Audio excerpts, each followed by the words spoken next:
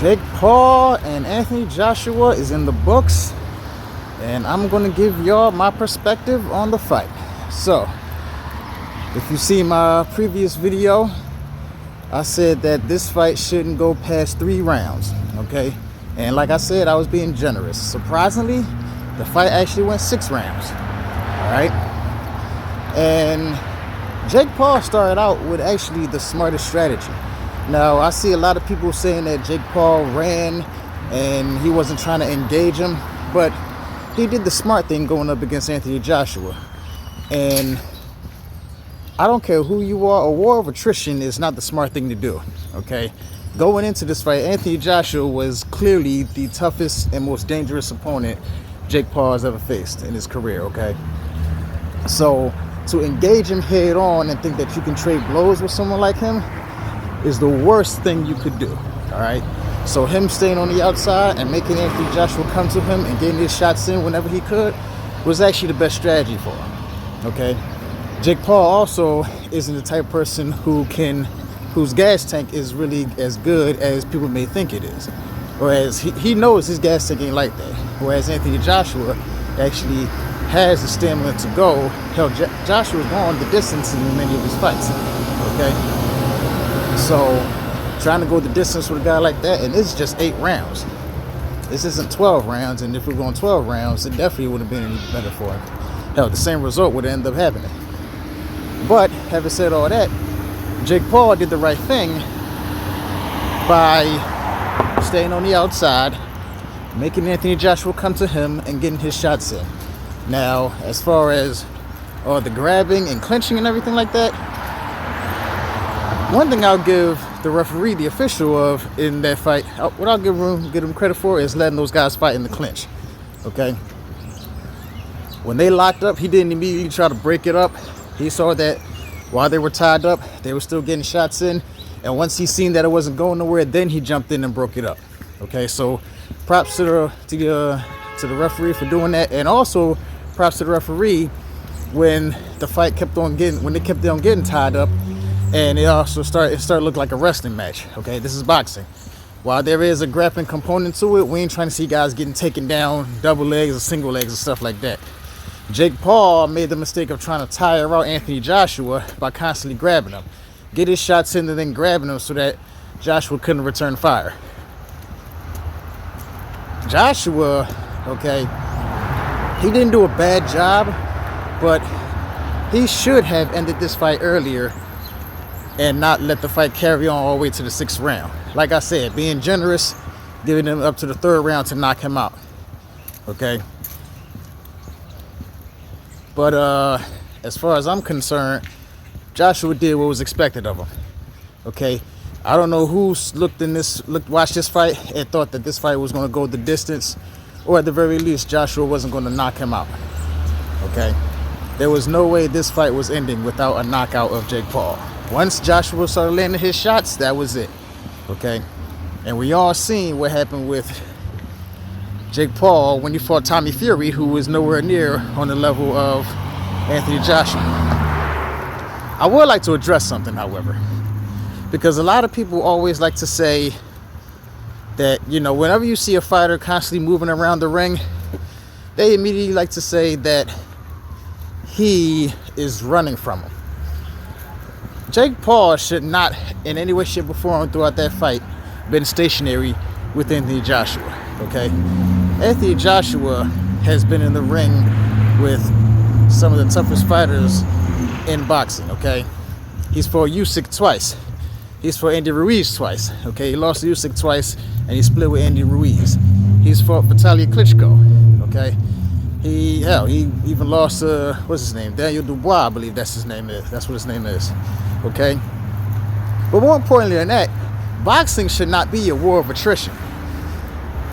And considering Jake Paul's stamina and endurance, why would he do that against an opponent like him? That makes no sense at all to engage in someone like that, okay? Even if he had the stamina and endurance, that still wouldn't be a good idea, because if you're standing and then trading shots, at some point in time, someone's going to get overwhelmed. You know, as much as we love seeing, let's take this to the UFC, as much as we love seeing Max Holloway when he does the in the middle of the ring near the end of the fight, and guys just slug it out until the final bell. That's not something you should do in any type of fight. I don't care what type of fight it is, sport, especially, you know, out here in the street. Okay, but just let's just keep it to sport. You don't want to just get into a slugfest back and forth. You know, your opponent ain't allowed to hit you. I don't know who needs to hear that, you know, or who needs to be reminded of that, but that should be known. Your opponent's not allowed to lay hands on you. Okay, they gotta earn the right to hit you. And Jake Paul, for the better part of the fight, made it so that Anthony Joshua couldn't hit him. There were times where Anthony Joshua was going for the knockout kill. He was going for the knockout blow, and Jake Paul actually dipped and slipped and got out the way, which is what he was supposed to do. But it makes no sense for him to try to go in there and get into a slugfest. Even if he would have fought Tank Davis, who he was originally scheduled to fight, that would have been a bad idea also. You know, so Jake actually had the right approach. The problem is he didn't have anything in the gas tank, and he didn't have enough power to actually overwhelm Anthony Joshua with any of his punches. Anthony Joshua was sturdy enough to basically absorb the punishment of his punches, of Jake Paul's punches. On the flip side, however, Jake Paul should have lost that fight earlier than the third round. I will say that, okay? Anthony Joshua, his footwork was good enough to where he could cut off Jake Paul and keep him from moving from one place to another, okay?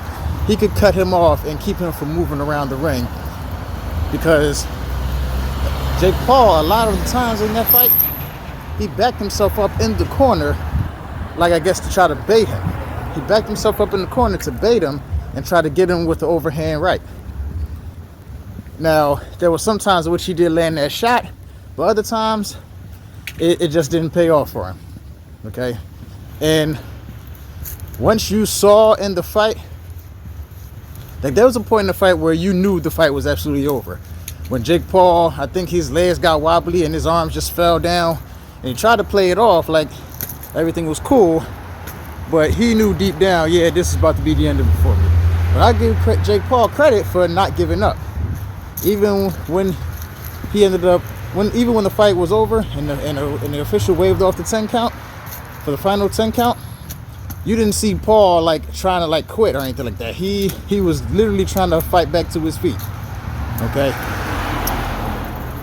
So you got to give Jake Paul credit for that. And it was like it was said in my last video, Jake Paul, he really ain't losing this fight, because when you go up against an opponent you're not expected to win against, that you're not expected to defeat, and you end up losing, no one's really going to hold that against you.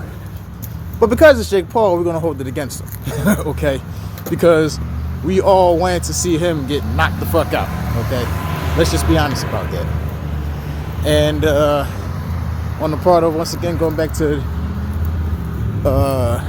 Anthony Joshua should have ended that fight early, okay?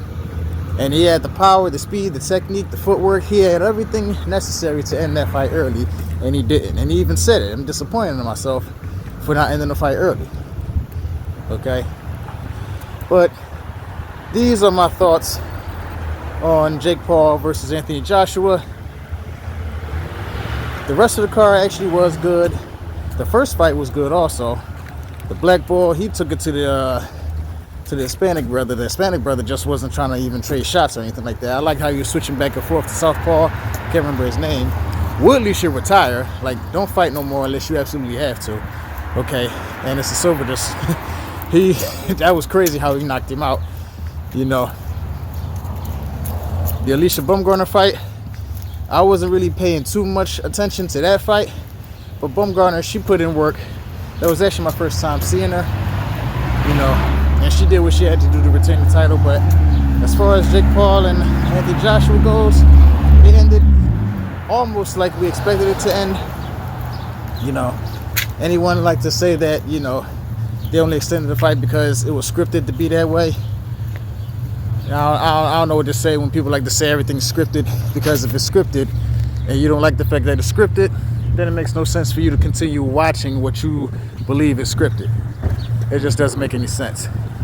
But this has been my thoughts and my view, my perspective, my analysis of the Jake Paul versus Anthony Joshua fight. Thank you guys for watching. And I will see you in the next video. All right? Peace.